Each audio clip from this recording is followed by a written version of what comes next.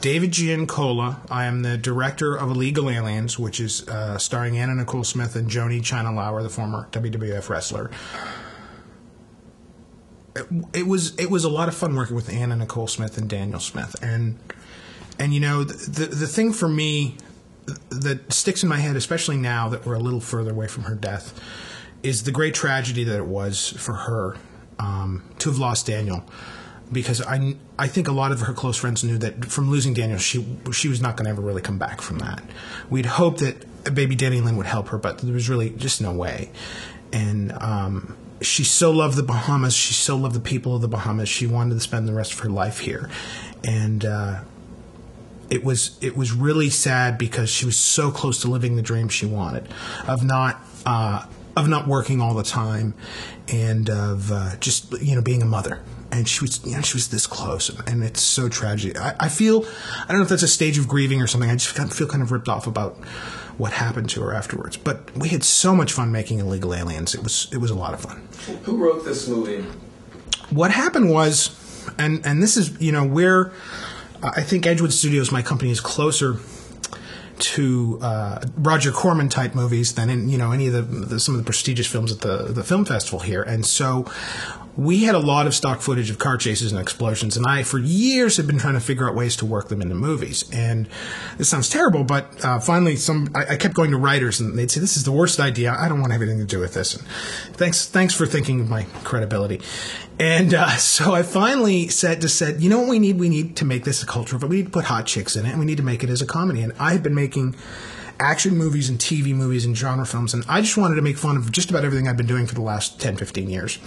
And here was a chance to do it. All I had to do was, you know, put in the requisite hot babes and put in a certain amount of car chases and explosions, and then everything else I had complete creative control over. So when I decided on casting Anna and you know, China, the wrestler, I knew that it was going to be kind of a cinematic train wreck, like a car crash that you couldn't turn your eye from, and that was always the intention. And now, in light of all the tragedy, there's a lot of seriousness that's heaped onto the movie that was never really intended to be. They were just intended to be a goofy little movie, have a couple of colleagues and enjoy. Now, was she also part of the making of this movie, as well as like with funding and production? What was interesting was, as we were casting Anna, I was wondering what I was getting myself into, because they would call up, Howard K. Stern would call up. He said, "Anna likes the script, and Daniel's interested in film, and so we're going to invest in the movie." Now, they had no idea whether I had investment money or not, which I had some of it in place. And we want you to kind of take Daniel on as an apprentice producer. And she had some ideas about the script. Now, I said, I don't think so. I've been, you know, having an actress who's an investor who comes in and she's going to tell me what to do. I don't think so. That was not my intention. So when they first arrived on set, it was kind of like their, you know, group of people. I think she had an entourage of 5 with her, and there was a production staff, and it was a very interesting first day, because we were really afraid that it was going to be a battle for control, and it didn't turn out to be that at all. It was really more a matter of, hey, is this funny?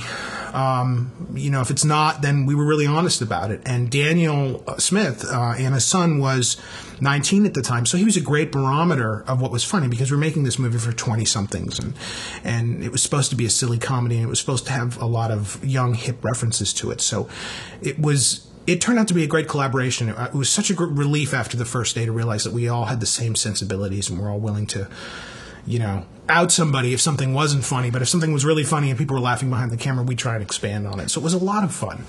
How has your life changed now with Anna Nicole's death as a producer, and the life of the movie and its potential?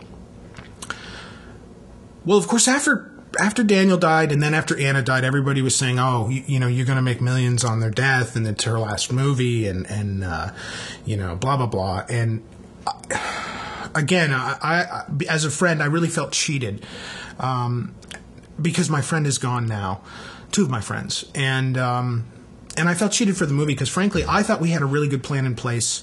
We were going to have Anna go on Jay Leno. We had a publicist, and she was going to be on the show and then set up a fake fight with Joni Lauer, and then we're going to double book them, and then we're going to make a big media event out of that.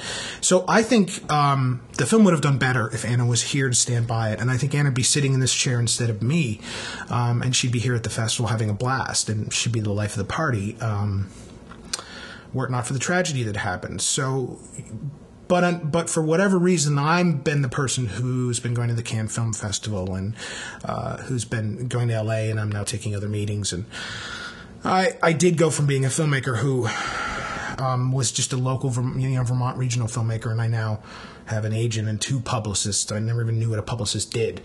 But the day after Daniel died, I had one, and the day after Anna died, I had a second one. And so obviously it's raised...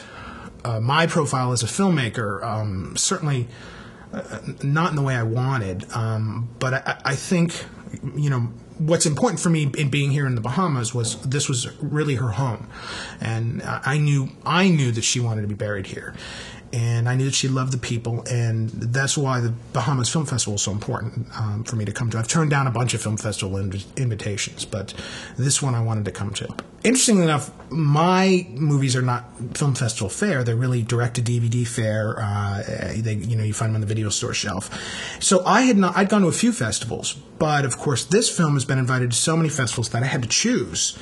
And I've been to Cannes, and I've been to a bunch of other regional festivals, and I was out in L.A. And what's interesting that I find with festivals is that if the spirit's not right behind the festival, whether organizational bumps can happen, and maybe you don't have the biggest stars at your festival, which you do. You've got some huge celebrities here, which is very impressive for a festival of this size. What's really important is that people are behind it from a hospitality perspective and a tourism perspective, because at the end of the day, you have to make money in what you're doing. We all have to live. And I think that the key to what makes the Bahamas Film Festival, and why I think it's going to last for a long time and do nothing but grow, is simply because the people of the Bahamas are so cordial. They're so nice. And that was why Anna wanted to live here, and that was why she wanted to be buried here. And for those same reasons, the sense of hospitality and the sense of gratefulness that people travel to the islands here, that permeates the festival. I've been treated, my film hasn't even screened yet, and I've been treated so well. I've been treated better here than I was at the Cannes Film Festival, and that's supposed to be the most prestigious film festival. So I'm a huge fan. And of course, I had to come down for Anna's funeral, and after that was, I think, the second time I'd been to the Bahamas. And again, I just found the people to be so nice. Finding out more than just being in a specific resort was really great for me, because I got to meet the real people of the Bahamas, the taxi drivers and the people in the street. And everybody was so nice, and everybody was great. And I'm going on a bit long, but I want to put this out because it was something I was thinking about this morning. The difference between people in the U.S. and the people of the Bahamas is it's very obvious that the people in the U.S. live to work, and down here you work to live. And to be able to leave the U.S. and come down here and have a break and have fun and have people go to the festival and be part of the festival just to have fun and to watch the films and enjoy the films, it's so refreshing and it's so spirit-lifting. And I think when Anna left the U.S. to reside down here, I think there was a certain amount of U.S. backlash because, frankly, I was jealous when I heard. I told her I was jealous. You can live in the Bahamas? What's the deal? And of course, the American press spent a lot of time trying to figure out what she was doing. Was she hiding down here, whatever? Because I think everybody in the U.S. was really upset that she, got away, and found her paradise. And God bless, she found it. One of the reasons that I'm down here is that I talked with Craig Woods, who is the film commissioner down here, while I was at the AFM Film Market in Los Angeles. And we're very interested in trying to bring film production down here because it's such a friendly environment, because everyone understands the infrastructure issues, and there is a real enthusiasm down here. In a lot of the major American cities, the enthusiasm is not there. There's a certain greediness going on, which is why what we call in the United States runaway production, there's a lot of that going on. And so we're down here, meeting with Craig and meeting with some other investors and some other people, and we hope to make a movie in the Bahamas soon. And you're getting the type of response that leads you to believe that it can happen. I think you absolutely, can look at the Bahamas and compare it to even places where you can get more tax incentive dollars and make a great movie for less money. And I think that there's a lot of, and this is true in Vermont as well. There's a lot of in-kind support combined with the economies of the different countries that makes filming in the Bahamas make a lot of sense. So we're actively exploring making an action movie down here right now. So that's one of the things I'm doing. Well, I'm glad. I'm psyched to be here. My kids are down on the beach. They're having a blast. I'm going to get out of this and go put my shorts on and my suit on.